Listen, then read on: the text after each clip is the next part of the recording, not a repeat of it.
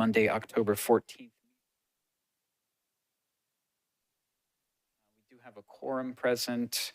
We'll begin with the public comment period. We don't have anybody signed up in advance for public comment. Is anybody out there in the gallery, members of the public, wishing to make a public comment to this body? All right, I'm seeing none. And just for the public's awareness, although we don't have any public comment participants today, per Council Rule 28, there is now a requirement of being a Tennessee resident to address our public comment periods at committee and at the full council. So please be aware of that if you're coming out to make public comment. All right, get onto our agenda. I have everything on consent except for item 2, partly because I anticipated Councilmember Allen wanting to pull item 2 and have a discussion or a little bit of information about that. So we will be pulling item 2. Anything else on the committee agenda that y'all want to pull from consent at this point? I'll go through and read all the captions, of course. We have a substitute on item 6, so we will be pulling item 6 as well from consent. Anything else? All right, so I am going to read the captions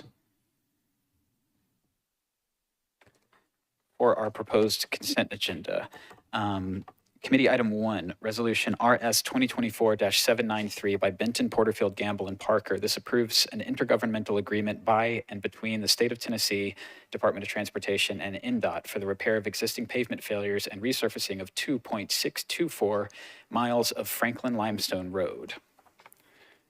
Committee item 3, this is RS 2024-795 by Cash, Porterfield, and Parker. This approves a backflow testing agreement between the Metropolitan Department of Water and Sewerage Services and Vanderbilt University to permit Vanderbilt to test, maintain, and to report backflow testing results for backflow devices on Vanderbilt University property. Committee item 4, this is RS 2024-797 by Gamble and Parker. This authorizes the Metropolitan government to abandon existing sanitary sewer mains and to accept new public sanitary sewer mains at 8 properties located on New York Avenue, off-site of the project location at 1701 54th Avenue North and 1710 54th Avenue North, also known as Modera Nations off-site. Committee item 5, this is RS 2024-798 by Huffman, Gamble, and Parker. This authorizes the Metropolitan government to accept new public sanitary sewer force main for property located at 2918 Lebanon Pike, also known as Gill Heights. Committee item 7, this is BL 2024-556 by Greg, Gamble, and Parker. This authorizes the Metropolitan government to accept new public water and sanitary sewer mains, new public fire hydrant assemblies, new public sanitary sewer manholes and easements for property located at Mill Creek Meadow Drive, unnumbered, also known as Donaldson Hills Lot 4, PUD. Committee item 8, this is BL 2024-557 by Gamble and Parker. This authorizes the Metropolitan government to accept new public water and sanitary sewer mains, fire hydrant assemblies, sanitary sewer manholes, and easements for property located at 1501 East Stewart's Lane, also known as Wildflower Phase 1.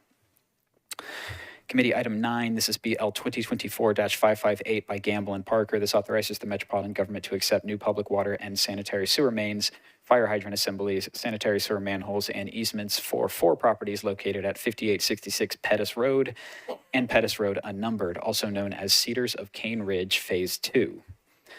In committee item 10, this is BL 2024-581 by Coupin and Parker. This authorizes the abandonment of alley number 196 right-of-way between 8th Avenue South and 7th Avenue South. Those are the 8 items on our proposed consent agenda. Does anything need to come off of that proposed consent agenda? All right, I'm seeing none. Would someone please move and second our consent agenda?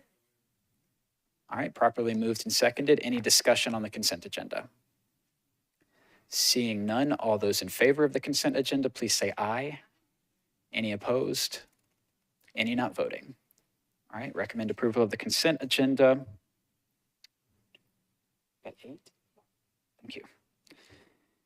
All right, so our first item that was not on consent is item 2. This is RS 2024-794 by Porterfield, Parker, Hancock, and others. This accepts a grant from the State of Tennessee Department of Environment and Conservation to the Metropolitan Department of Water and Sewerage Services Waste Division to continued curbside collection of food scraps for participants in the Food Scrap Pickup Pilot Program. Do we have a motion and a second on that, please? All right, properly moved and seconded. Thank you. And if we could begin, we've got folks from Solid Waste here to tell us a little bit about this program and what this grant does to support it. And then if we have any other questions or comments from committee members, we will have time for that. But if you could please introduce yourself and let us know a little bit about this program. Hi everyone, Jen Harmon with Nashville Waste Services. So this program started approximately a year ago. We received a private donation to offer 750 households across our urban services area. So all of waste services, curbside service area, offer 750 households the opportunity to pilot curbside food scraps collection. So that's compostable materials. That's anything you're scraping off your plate, pizza boxes that are too cheesy to go into recycling, as well as other compostable plastics and materials right there at the curb. So currently we've got NDOT does brush collection, and that goes for mulching, but this is an opportunity to collect food scraps. So we've been doing that for we're almost up to our 52 weeks. We're right around 49 weeks in. And in that time, we've collected approximately 210,000 pounds over the course of those 49 weeks of food scraps. That ends up being about 6.8 pounds of food scraps per household per week. So that's really exciting. That's all material that's being taken out of the trash, out of the landfill, and going into composting to go back to farmers, gardeners, agriculture across Middle Tennessee, and go back to our own soils here, right here in Nashville, Davidson County, and in our region. So it's been very exciting. Other stats along with this that I just want to point out, because they've been really exciting to see that 86% of participants have been setting out their bin each week. So we all have things come up. We don't always set out our bin, but 86% of set out rate is comparable to what paid subscribers are setting their bin out at, as well as we've also seen the contamination rate of all these bins. Less than 1% each week of bins have some form of contamination in them.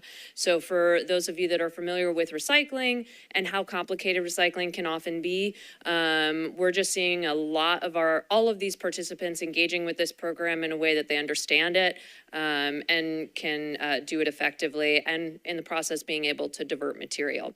So this particular grant, so that initial donation was for a 1-year study. As that study comes to an end, we'll be really digging into the survey data that we collected, focus group data, and then of course all the quantitative data that we've gathered from our contractor. And in the meantime, this TDEC grant allows us to maintain consistency of the program for the current participants that are in the pilot program. So instead of their service ending at the end of October, they'll be able to continue that service into the new year. Excellent, thank you. Are there any questions, comments, discussion? I see Councilmember Allen. Councilmember Allen. Thank you, Mr. Chair. I just want to say bravo that we did this to start with, and bravo that you got a grant to continue it. I'm so excited. And to me, it's exciting that we're showing that people will do this.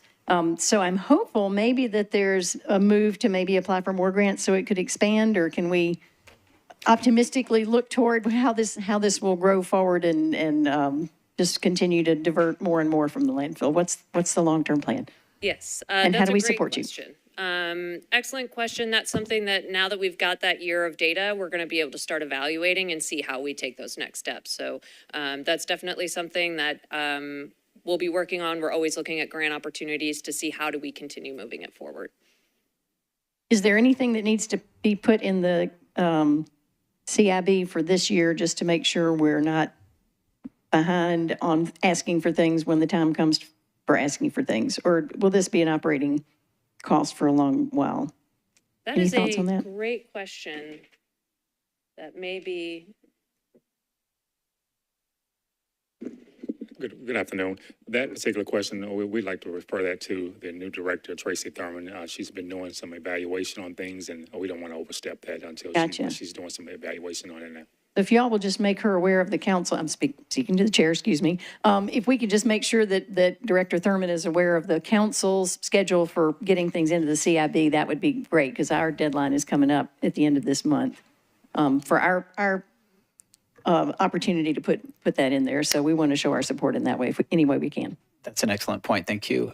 So for everyone's awareness, I believe our deadline is The 31st, Halloween? Yeah. So if there is anything that council members wish to put into the CIB to support this program or any other program, the time to get that request finalized is now, and the due date is the 31st. Matt Wilkinson in our office can help you with any CIB requests that you're working on. Okay, anything else for the waste team on this pilot program? Seeing none, all those in favor, please say aye. Any opposed? Any not voting? All right, recommend approval, still 8. 8 in favor, 0 against. All right, and the last item that we have is committee item 6. This is BL 2024-555 by Webb, Gamble, and Parker. This authorizes the abandonment of Edenwald Road connector and other remnants right-of-way. Do we have a motion and a second on this? And seconded. Director Darby, so I see we have a substitute on this. I am not familiar with the substitute. I am a sponsor on this. Do we need the sponsor present to move the substitute? So I can move it. I'll move, I'm sorry? I will ask you to do that once we move it, yeah. I'll move the substitute if we can get a second. All right. Director Darby, if you could let us know what this substitute does. Oh, yes. It's a housekeeping substitute that corrects a number in the proposal number. Thank you for that explanation. Any questions, discussion, deliberation on the housekeeping substitute? Seeing none, all those in favor of the substitute, please say aye. Any opposed? Any not voting? All right, recommend approval of the substitute. 8 in favor, 0 against, and 0 not voting. And I will now move the bill as substituted for consideration. Could I get a second? All right, properly moved and seconded. Any discussion on the bill as substituted? Seeing none, all those in favor of the bill as substituted, please say aye. Any opposed? Any not voting? All right, recommend approval of the bill as substituted. 8 in favor, 0 against, and 0 not voting. And that concludes the business of the Transportation and Infrastructure Committee. We've got planning coming up next at 4:30.